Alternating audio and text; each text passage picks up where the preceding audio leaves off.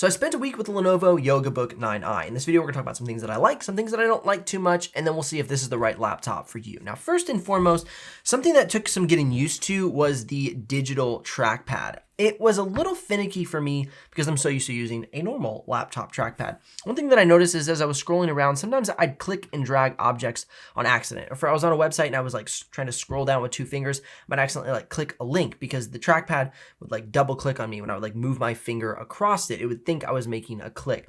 So that took some getting used to, and it was not a design error. It was more of a user error. I was just not intuitively using it correctly. And so for me, I found myself more comfortable using the mouse and the traditional keyboard. Now, these are all included. Keyboard, mouse, and the pen are included with this laptop. But let's say you forget these, or you leave them, or you just want to take the laptop because it's so thin and light. You do have access to a full trackpad and keyboard on the bottom screen.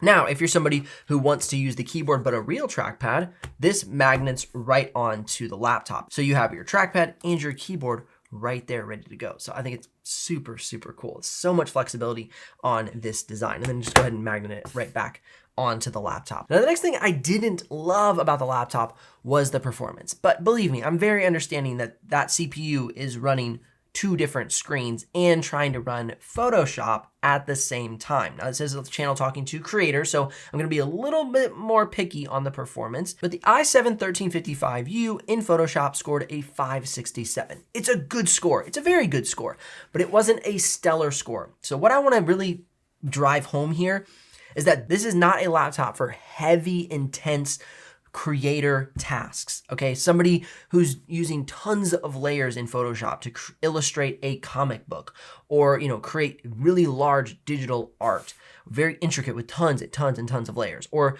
hundreds or thousands of raw photos inside of Photoshop editing because you're a professional photographer.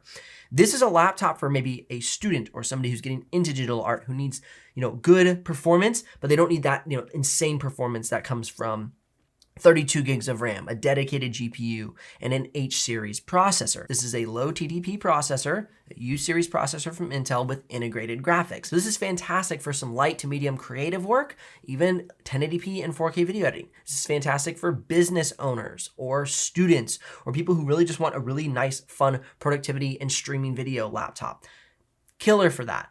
Tons of flexibility. It's a great laptop, but I just really want to stress the fact that this is not for somebody who wants a powerhouse workhorse of a laptop for creative tasks. I really hope they take their learnings and findings and apply this to a professional laptop. So something with an H-series processor, a dedicated GPU, and 32 gigs of RAM. That will be a beast for creators. For now, this is awesome for light to medium creativity, students, productivity, leisure, and business. Now, if you're curious about the exact pricing and availability of the Lenovo Yoga Book 9i, I'll put links in the description below. At the recording of this video, I think it was $19.99 for the laptop, but it could be on sale, could be more, could be less. So definitely check the live pricing if you're curious. If you do make a purchase, I'll get a small commission, but at no extra cost to you. But of course, that's what keeps this channel alive and the helpful content coming your way. Now, the drawing experience on this laptop is incredible. And that's why I'm saying if they can take this laptop up to a dedicated GPU and 32 gigs of RAM, they would hit the gamut from light creative work all the way up to big professional projects. So you have your pen, nice thick pen, not some chintzy stylus. It slips right into the stand here on the back. And as you can see inside of Photoshop, the sensitivity is great.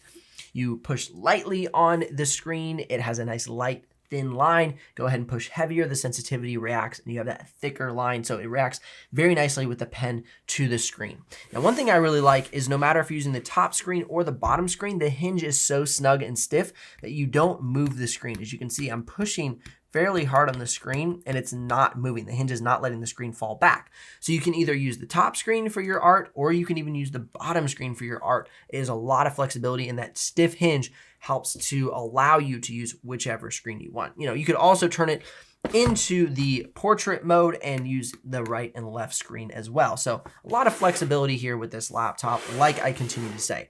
Now, I would honestly use this laptop probably most in the up and down version, the top and bottom screen. I like it from a posture standpoint. I can go ahead and I can look straight on at my screen and I'm not like crunched over my screen like this. That's probably the worst thing that I run into when I'm using a laptop is I'm always kind of like hunched over my screen. And I'm trying to keep good posture, something I really work on. because all of us tend to kind of, slump those shoulders. And so keeping them back, this laptop allows you to do that. Keep your good posture, relieve some neck pain. So that's really why I enjoy the top and bottom setup over the side to side setup. Now the battery life for a dual screen laptop was really good. This laptop does not blow me away at 20 hours of battery life because you're powering 2 screens.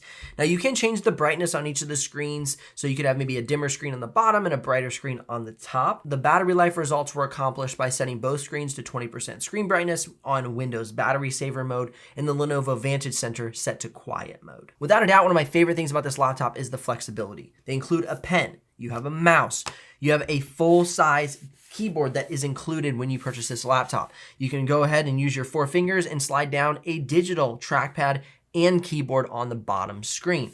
So the flexibility of this laptop is amazing, and whatever setup you want to use, you've got it here in your hands.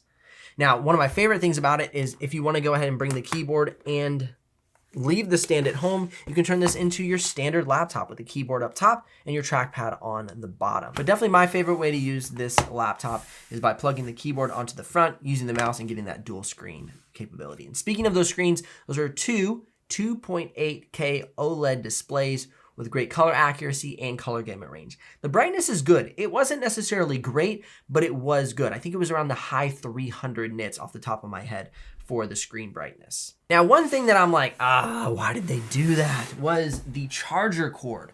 So if you look at this, when I go ahead and plug the charger cord in, it like hangs out over the top, no matter where you put it. If I put it here, if I put it here, or if I put it over here, it's at the top of the bottom screen. Because, if you think about it, when you lay the laptop down on the desk, it really doesn't matter where the port is, but as soon as you put it up on its nifty stand, now your charger cord is like hanging out over here. And let's say somebody walks by your laptop in a coffee shop, or you mistakenly go to reach for something and you hit it. You could break it off. It's like here right in your hand area. And so I really wish that they would have put a port down here. And so it was much more discreet, much more out of the way. Whether you're a right or left-handed user, you could have kind of gotten it out of your way. Especially if you go into the vertical mode, the portrait mode. Now it's just like hanging out over the top of your laptop. And I just think no matter what way you set up for portrait mode, it's going to be hanging out. But if it was moved down here, it would be just hanging out off to the side. It would be like directly in the middle of your laptop. So that's me being pretty picky, but I think it's annoying. I wish they would have put a port down at the bottom of the bottom screen. Now, speaking of the ports, another annoyance of mine is no headphone jack. They're expecting us to use Bluetooth headphones. And you know what? I like my brain. I don't want to give myself any sort of weird brain things with that Bluetooth technology, you know what I'm saying? Okay, there's no official medical studies I'm citing to say that Bluetooth gives you cancer, but it makes you think, doesn't it? Doesn't it? But anyway, I love my Bose Q25 headphone jack, plug them in headphones. I've had them for years.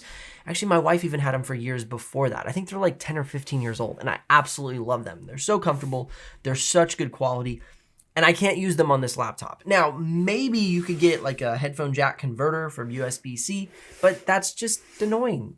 Please, headphone jack. It would have been very nice. Now, as a tech YouTuber, I must say one of my favorite features about this laptop, it's not even a feature, it's just the build quality. This thing is thin, light, and assembled so incredibly well. You have these super comfy rounded edges on the side of the laptop. The bezel is so comfortable to hold on to. You have this angled speaker grill, so when you're holding the laptop, it's so comfortable to hold in your hand. Another thing is I can't even tell where the laptop comes together from the bottom cover to the side panel. It is so perfectly assembled. I don't even know if it does come apart, to be honest. It's incredible. Your guys' favorite tap test? It sounds so good, so sturdy. I think they hit it out of the park with the build quality. AAA+++. Absolutely fantastic. Should you buy this laptop? If you're a student, business owner, somebody looking for a laptop for leisure or productivity or streaming video, it has so much flexibility. It is fantastic. It has the performance you need. If you're a light to medium creator, what I mean is you don't have super heavy projects with tons and tons of layers or really large raw photos or 6K video. You're just somebody shooting 1080p or 4K. You're doing some light graphic design or digital art or photography. it is perfect. If you're somebody who is shooting and creating really big 4K projects or really big 6K projects, you have very complicated timelines for video editing, you have very complicated projects for Photoshop, maybe you're a comic book artist or you're a digital artist that uses tons and tons of layers, because this laptop is not 32 gigs of RAM, because it is powering 2 screens and doesn't have a dedicated GPU, I would steer you away from this laptop specifically. There are a few other laptops that I would recommend, something like the Asus Republic of Gamer Flow X13 with the RTX 4070 dedicated GPU and 32 gigs of RAM. That's got the power and performance you would need for more of those heavy tasks while still being a thin and light laptop on the go, 2-in-1 with a touch screen. Okay, so that's something to keep in mind. But I will say that this laptop is the first true dual screen laptop. They hit it out of the park on their first go. Really impressed with the design, functionality, build quality, and performance of the Lenovo Yoga Book 9i. Links in the description if you're ready to make a purchase, and click or tap the screen here for more videos about the laptop. I'll see you in the next one.